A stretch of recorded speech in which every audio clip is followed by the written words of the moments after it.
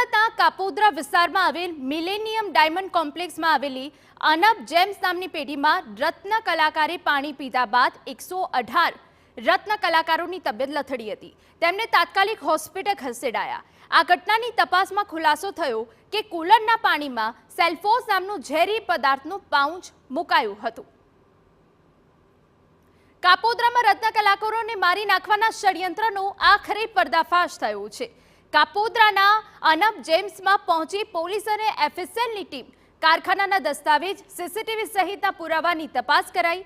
સેલ્ફોસના pouch ઉપરના batch નંબરના આધારે તપાસ થશે.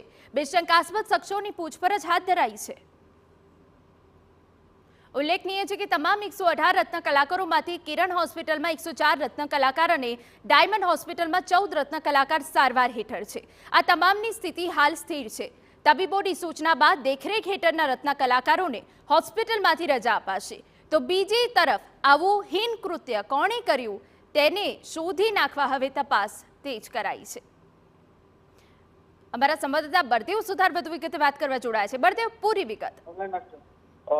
જે રીતે સુરતના કાપોદ્રા વિસ્તારની અંદર અભય નામનો જે કારખાનું છે તેની અંદર 118 જેટલા કારીગરો જે રીતે પાણી પીવાના કારણે જે અસર થઈ હતી અને ગઈકાલે સાંજના સમયે તમામ કારીગરોને કિરણ હોસ્પિટલ અને ડાયમંડ હોસ્પિટલની અંદર એડમિટ કરવામાં આવ્યા હતા અને આખી ઘટના હતી ગંભીર બાબત હોવાના કારણે પોલીસને જાણ કરવામાં આવી હતી અને પોલીસ દ્વારા એફએસએલની મદદ પોલીસે અલગ અલગ 5 ટીમો બનાવીને વધુ તપાસ હાથ ધરી છે. જે રીતે તમામ જે કારીગરો છે તેમની પણ પોલીસ દ્વારા પૂછપરછ કરવામાં આવશે. મહત્વની વસ્તુ એ છે કે કુલર પાસે જે પડીકી જે પડીકી મૂકવામાં આવી હતી તે કોના દ્વારા મૂકવામાં આવી હતી, આખા કારીગરોને કઈ રીતે નુકસાન પહોંચાડવાની જે વાત હતી તેને લઈને તપાસ જે શરૂ કરવામાં આવી છે.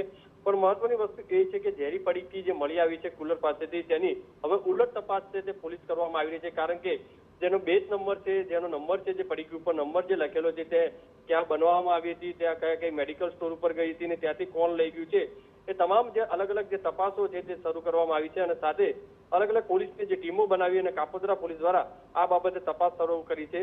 ડીસીપી ઝોન 1 ના જે આલોક કુમાર છે તેમની નેજા હેઠળ આ ટીમો બનાવવામાં આવી છે અને વધુ તપાસ કરવામાં આવી રહી છે. એટલે કહી શકાય છે કે હજુ 1 થી 2 દિવસનો સમય લાગી શકે છે, કારણ કે ઝીણવટપૂરી તપાસ છે તે કરવામાં આવશે. હજુ પણ 118 જેટલા જે કારીગરો છે તે સારવાર લઈ રહ્યા છે.